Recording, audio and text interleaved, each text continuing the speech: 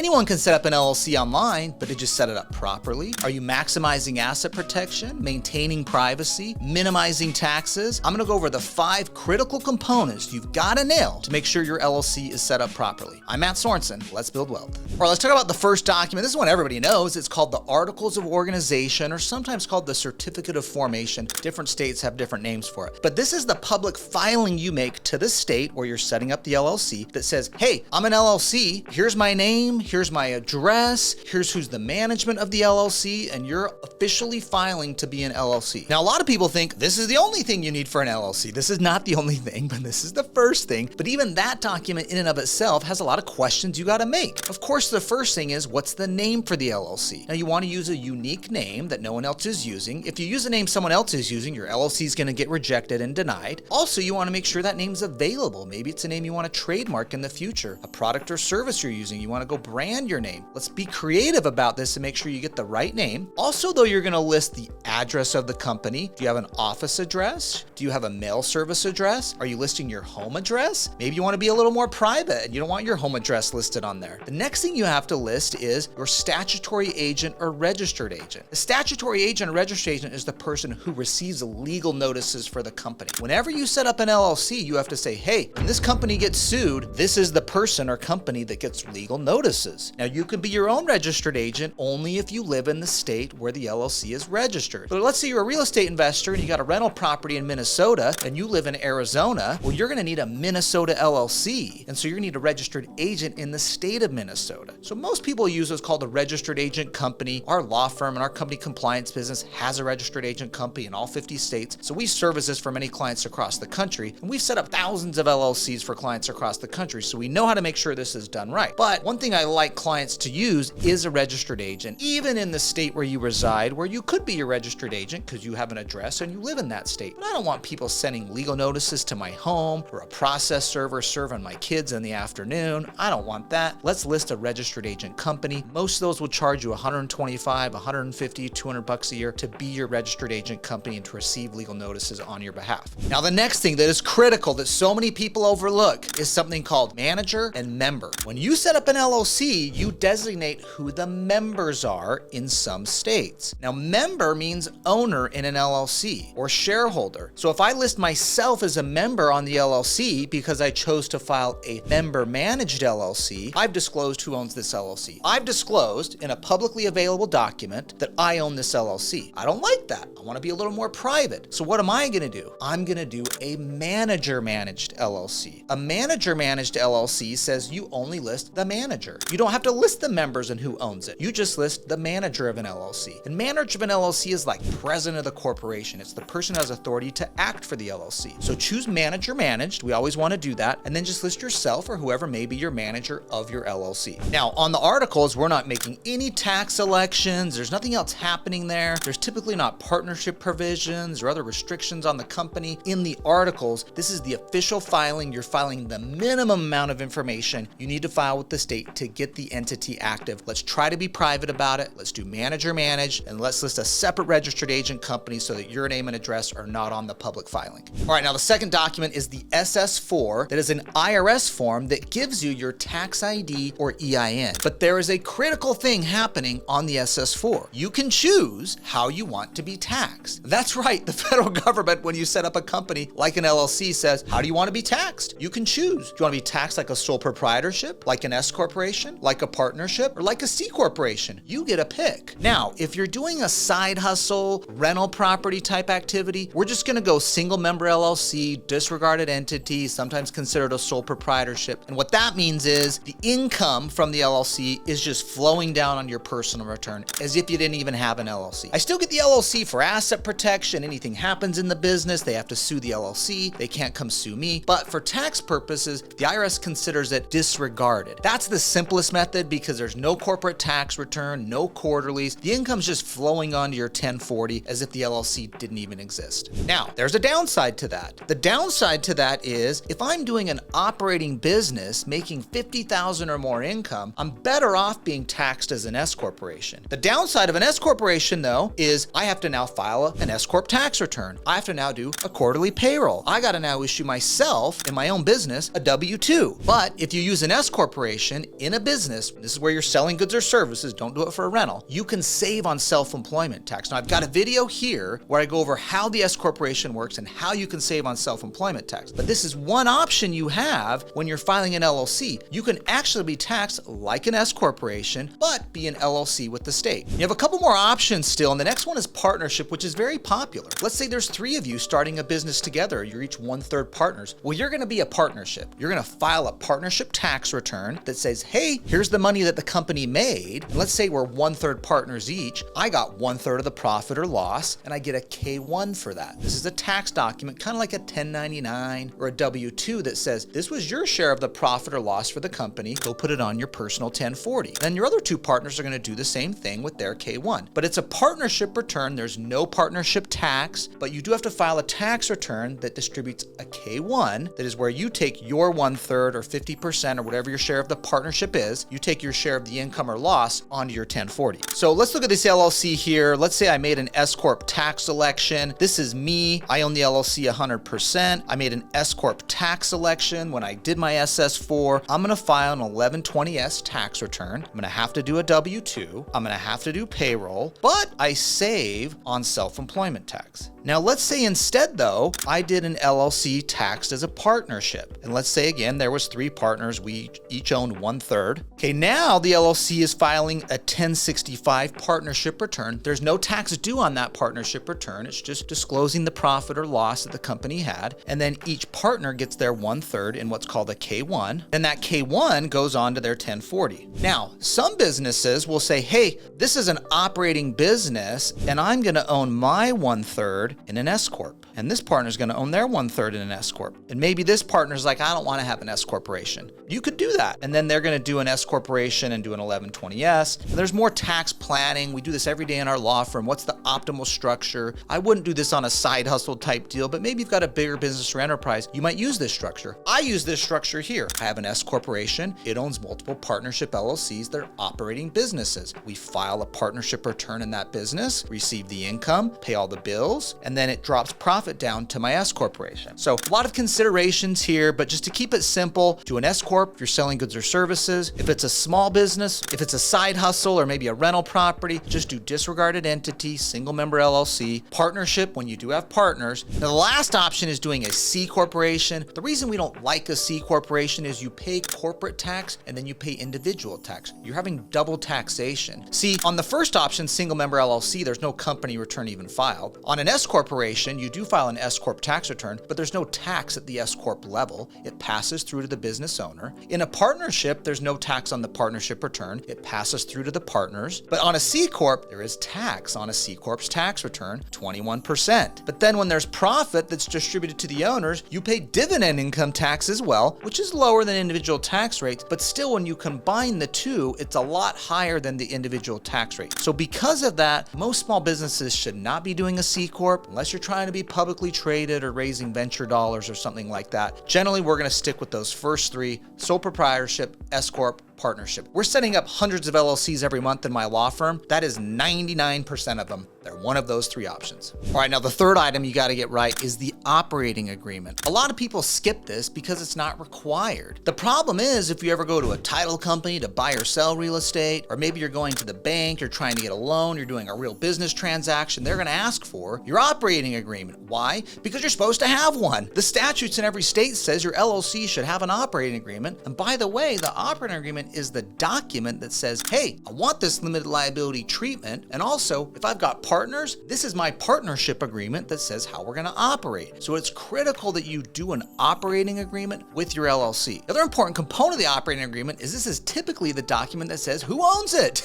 And if you have partners, what percentage of ownership do you have versus your partner? Maybe your partner's the cash partner and you're the work partner. What cash did they put in and what work are you supposed to be doing? This is what's in the operating agreement. So don't skip this document.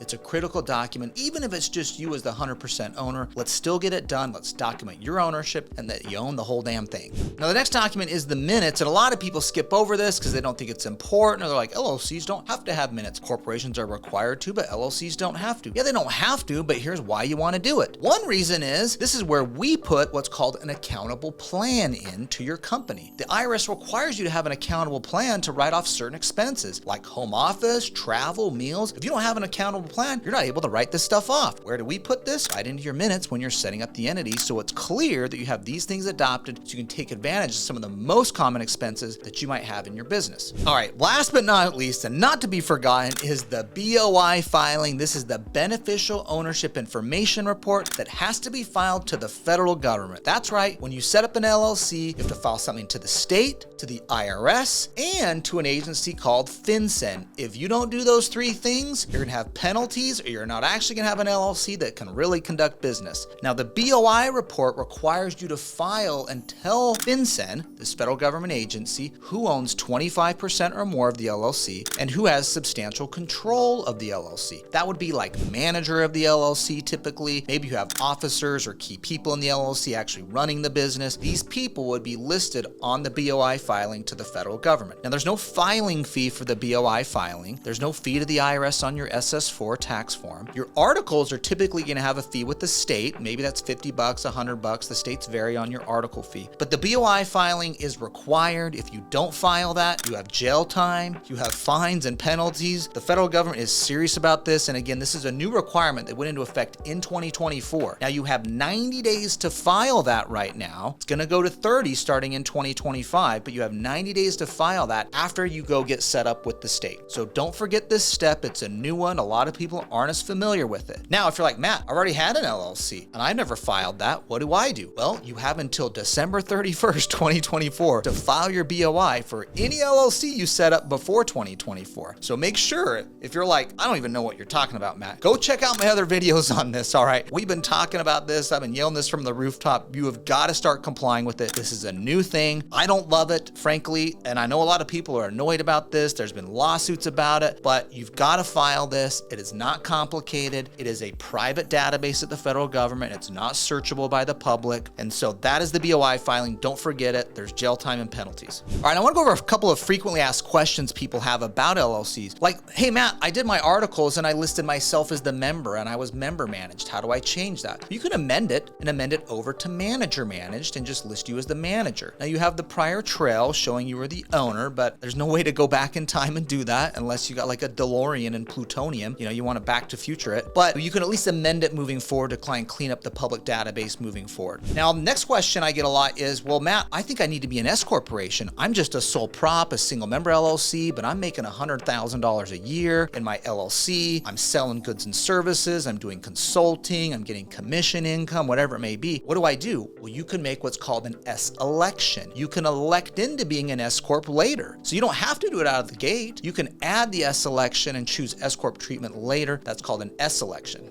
Now, another common question I get is, Matt, I think I have this one piece of paper for my LLC. I don't know if I did it right. Can you help me with it? Yes, we call that a cleanup. There's millions of you out there that set up your LLC that way, and you don't have the right tax election. You don't have an operating agreement. You didn't do minutes. You didn't do your BOI filing. Make sure you get that thing cleaned up. We clean up more entities in my law firm than we set up new entities, and we set up thousands a year. Let me make sure you hear that. We clean up more entities that people tried to set up on their own and jacked it up and didn't do it right, and only realize it later when an accountant, a banker, or someone tells them their LLC is all jacked up. So we can fix it with you. So come to our law firm at KQS Lawyers. We can help make sure that that gets set up properly. We can clean it up, change it, or even start over if needed to get it done right from the beginning. Now, another question I get is, Matt, I have this LLC set up. I have the one piece of paper from the state. Is this good? No, that's not good. That's not really an LLC. Do you have an EIN? Did you get the right tax election on that? Do you have an operating agreement? Are you doing your minutes and ensuring asset protection? Did you file the BOI filing with FinCEN? If you didn't do those things, you really don't have an LLC. Guys, this is the foundation of your business. I mean, the LLC is the entity that owns and controls and operates this business. Let's not take it lightly. Let's get it set up properly. All this wealth you're trying to build in this business, let's make sure it's being maximized by having the entity set up properly. Now, there's so much more to learn about building wealth and making sure your LLCs are set up properly and saving taxes. Please subscribe to my channel because I'm delivering that every week. I'm Matt Sorensen. See you next time.